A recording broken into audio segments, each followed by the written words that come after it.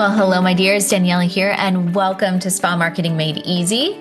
I have a great episode for you today, and I'm going to talk to kind of two different groups of people, right? So if you are someone who is in the middle of what feels like this never-ending hustle season right now, right?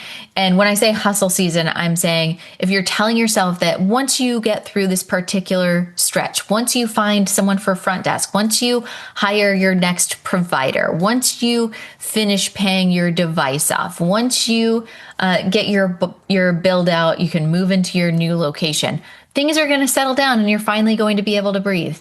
Okay, we've got a hustle season, but what's really interesting, I'm also going to be talking to our businesses that are operationally mature, that have been in business for, 25, 30 years. There's something that's going on right now in our industry, in the world with AI that is changing the way that we are handling our operations. So whether it's that like hustle season as you're kind of building your business, I really kind of identify that as years 1 through 5, or if you're operationally mature and you're now having to go back and rebuild and rethink the way that you do things, even if you have built this kind of boring business model, which I say that in the best way, like we're all working towards the boring business to be able to get to that place. I want you to pay attention, right? I want you to pay attention to this episode because there's a lot that we can learn from one another. And there's a lot that's happening for, whatever end of the scale you are on with the day-to-day of how business is working in 2026. Okay, so I was on a call with a CRNA. She's a anesthesia nurse, and she had not had a day off in 2 months. Okay. Now I want you to picture her day because you may or may not be able to relate to this, but I unfortunately have heard this more often than I would care to hear this. But she wakes up before her kids are awake, right? She's already on her laptop. She's doing emails. She's doing administrative tasks. She's paying her quarterly taxes. She's doing payroll, all this before her kids get up, right? Then, depending on the day it is, she's either going to go to the hospital and do her anesthesia shift, or she's going to go into the med spa and see her patients. She's going to do that, right? Because she's still working anesthesia to be able to support the med spa as she's building it. Then she's going to come home. She's going to have a little bit of time with her kids. She's going to put them to bed. And once they're in bed, she's going to hop back on the computer until 10 or 11 at night, right? Every day, every single day. And the thing is, she is her business's greatest asset. And she is exhausted. She is drained. She is pouring from an empty cup right now. Okay. Now, this level of exhaustion, this is not just tired, right? This is exhausted. This gets into your bones, right? And this is something that is not sustainable. But here's the thing, like she's not failing. She is a very educated, very clinically competent person. She's building a fast growing spa. She's got a vision for what she wants to build. She's doing everything that she believes she's supposed to be doing for this season. And yet she has not had a day off in 2 months, right? This is what burnout looks like in our industry. It doesn't always look like a breakdown, right? It often looks like a woman who's showing up, who's performing at a high level, who's at the hospital, who's in the med spa, who's still being a present mother, who's still running completely empty behind the scenes. Okay. Competence and exhaustion living in the same body. So what I want to talk about today, what I want to get into a little bit more is not whether you're burned out. I want to get into something a little more specific is the structure of your business built in a way that can sustain you, Or is it built in a way that requires you to be the structure? Okay. Now, I do not attract lazy people. I do not attract undisciplined people, right? We actually attract a lot of type A individuals, high achievers, very clinically excellent, big vision, incredible humans. But they are stuck in this pattern, right? It's the once I finish this thing, once I get this particular piece in place. But the once never arrives, right? Because the business is constantly, as it's growing and evolving, it's creating new demands, right? And at the same rate or faster than she's solving the demands. So it can feel like, gosh, I'm this once, there's always a new once, there's always a new thing that just keeps coming and keeps coming and keeps coming. And yet she is exhausted. She needs a day off. She's running on nothing. Okay. Now, there is an order of operations here. And there are things that you can pass off that will free up. Like, we have a whole process to go through and identify, like, what is going to get off of your plate. How can we free up, 5 to 10 hours right away, whether that's through AI, whether that's through, delegation, whatever it is, right? But figuring out those things, what those things are, is not one size fits all. It's different for every person. It's different for every business model. But the actual analysis itself, actually sitting down and getting real on, like, what genuinely requires me and what could be handled by someone or something else, that's CEO work, right? That's how you break the cycle. And the thing is, most spa owners are in this, like, fight or flight hustle type of mode that they're so deep in the doing to even be able to see that there's a way out, right? And there's hustle seasons for sure, right? Like, I have been in hustle seasons multiple times. When I started Atto Aesthetics, when I started Atto Wellness Institute, there's even in 2025, right? When we completely restructured our entire business, there's been moments where I felt very much like a hustle season, but it was just that, a season, right? So it's not like it's bad to have those. It's kind of a part of entrepreneurship, but it must be a season. There is a point, there has to be a point where that season evolves into something that is more sustainable. Otherwise, you become the biggest ceiling in your own business. You become the bottleneck. And I think this is why so many businesses fail, is because owners are not able to get out of that season. Now, I want to kind of shift and go to our business owners who have reached operational maturity, right? And what I mean by that, when I say operational maturity, I'm just talking about a business that, for a lack of a better term, is like a boring, business. Things are working just fine. They've got consistent operations. They've got clear systems. They have a team who knows what to do without the owner running every single play, right? And this is the goal, right? We want a business that can generate money. You can walk into your spa on a Monday, things are running, your team knows their priorities, the client experience is consistent, the numbers are being tracked, someone's paying attention to them, and your presence there is about leadership and vision rather than execution and triage. Okay? That quiet, consistent hum, that's a win. That's what we are all building towards. But here's the deal, right? What's happening right now in 2026, what's been happening for the past couple of years, is we are in this, like, AI age, right? And we have spa owners who have been in business for 30 years. They are operationally mature. They have incredible systems. They have strong teams. They have brand recognition and community trust that took decades to build. So they're doing great. But right now, AI is moving into the way that we run day-to-day operations. We are bringing on AI employees. So even those owners are having to rethink everything, the roles in their business, the systems that they built years ago, the cost structure that they've been running on, all of it is being reevaluated because staying competitive in this environment absolutely requires it. Okay, so every single spa business, regardless of how long you've been operating, we're in a build phase right now, friends. All right.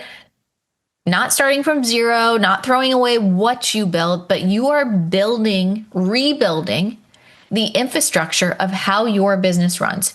And you're doing it from a place of so much more knowledge than you had at year one. And if you're just starting your practice, if you're just starting your spa, you get to do this, from the beginning.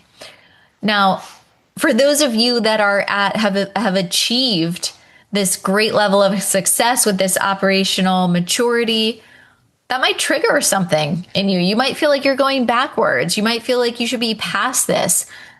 But I want you to let that feeling go because it is not going backwards. It is a CEO looking at her business and deciding what needs to be rebuilt to stay relevant, efficient, and sustainable. All right.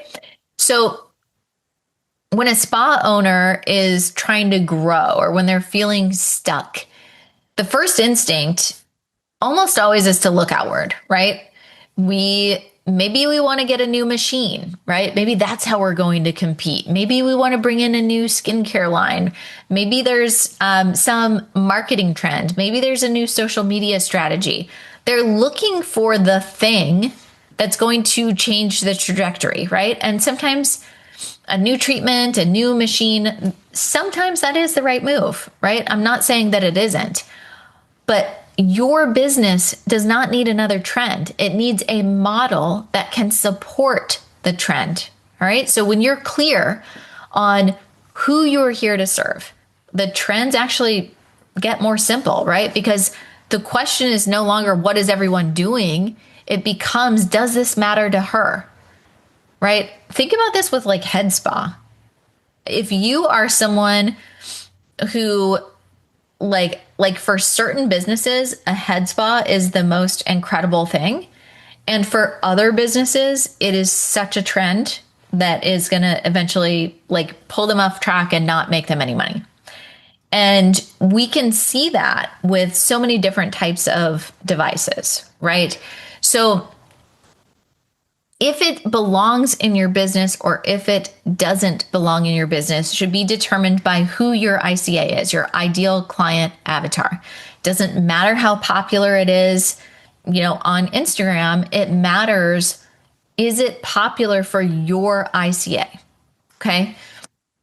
So a business that has clear systems and has a specific sense of where your revenue comes from, great. You can take a new trend, you can scale it, but a business that is built around the owner's capacity to keep doing more things cannot. Okay. So it's going to take the trend and it's going to add one more thing to everything else that she is carrying. That's why sometimes no is the most powerful word that will come out of your mouth, right?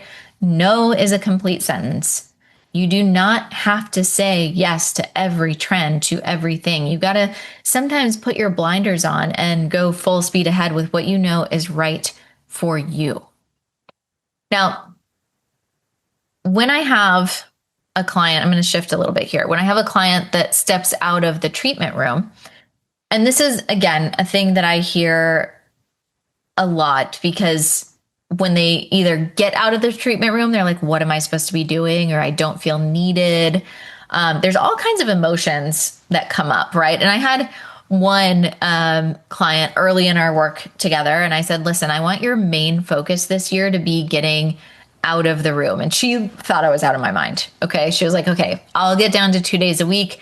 That was our compromise. That was what felt manageable to her, mostly because she just couldn't imagine what she was going to do with herself. What would she need all that time? She liked what she was doing. So she's like, what on earth am I going to be filling my time with if I'm not seeing patients? Well, A few months later, she called me. She'd gotten down to 2 days a week. She started doing the actual CEO work. She's analyzing her financials. She's developing her team. She's forecasting revenue. She's building relationships in the community.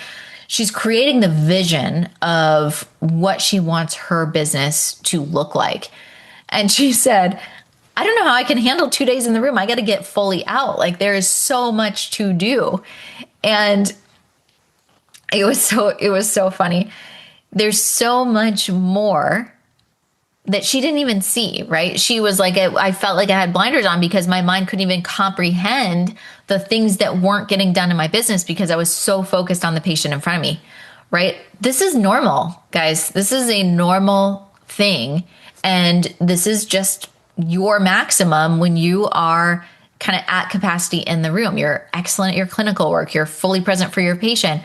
And you have nothing left to see what is happening on the other side of the door. Okay. So here's the question that I want you to sit with. If you are being the provider, who is being the CEO? If you are the provider, who is the CEO? Not could someone else do it? Not could my clients be okay with me? But that question, who's being the CEO? Because those two roles are not the same job, and your business needs both. Now, again, when you are in the beginning, so the CRNA that I was talking about, that's in the beginning kind of hustle mode, it's normal to have that. Like, it's normal for her to start out in the room, and it's actually good for her to start in the room because then as she works her way out, she's going to be able to build her systems in such a better way. But when you get to a certain point in your business, stepping out and stepping into that role of CEO is absolutely essential. Okay. You are your business's greatest asset, not your equipment, not your location, not your social media presence, not your email list, you. Okay. Your vision, your relationships, your expertise, your ability to make decisions, your ability to lead a team and see where your business needs to go. Okay. Are you treating yourself as such? Are you treating yourself as if you are the greatest asset of your business? If you are in the treatment room 4 days a week, are you using your greatest asset in the highest possible way? Maybe you are in this season, but for many, the answer is no. And I want you to really look at that. I want you to think deeply about that. Okay. Now, if there is a version of you that is not visible right now, a CEO version, a leader who has the capacity to analyze what's working and what isn't, your business is operating without that greatest asset. That is low-hanging fruit, my dears. That is something you can change. So really think about the way that you're building your business, the structure of it. Don't chase trends. Build something sustainable. Build something that you can lead and step into that role of CEO. Okay. Now, here's what I want you to do. I want you to do an honest week of time tracking. Write down what you're actually doing with your time, hour by hour. When we do this with our clients, we actually have them do every 15 minutes. And we break down, hey, what are we going to get off of the list right now? We're going to delegate. We're going to delete. What are the things that actually need to be there to help you move out of this season, right? I don't want you to follow a trend or add a new piece of equipment. I want you to build something that will be long-term sustainable. And it's especially important in the season that we are in right now, where every business on every end of the spectrum, whether you're starting out or whether you're in operational maturity, we are rebuilding. We are changing the way that we run our operations. Okay. So this is an opportunity to build something that supports you in the life that you want to build for yourself. Okay. All right. So I hope that this episode helps. I hope that you do the time tracker. I hope you can free up, 5 hours of your time every single week. Create those boundaries for yourself. It is so incredibly important. Okay, so let me know how this episode landed for you. Send me a DM, send us an email. We want to keep creating content that serves you. So let us know what you need more of right now. All right, I'll catch you on the next episode.